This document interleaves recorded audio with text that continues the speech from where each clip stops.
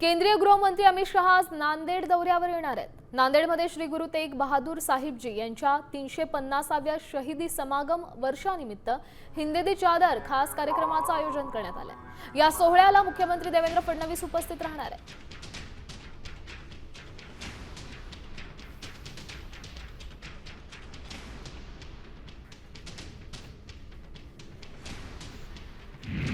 तर नांदेड शहरातील मोदी मैदानावर हिंदी चादर कार्यक्रमाचं आयोजन करण्यात आलं।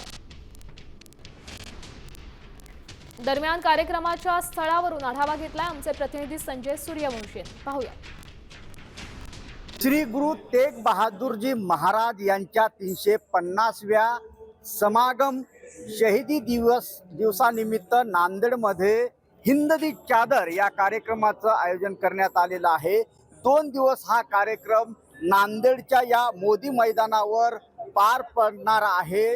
जवळपास 50 एकरमध्ये या ठिकाणी या कार्यक्रमाची तयारी करण्यात आलेली आहे। आपण सध्या पाहू शकतो की हा भव्य मंडप या कार्यक्रमासाठी उभारण्यात आलेला आहे।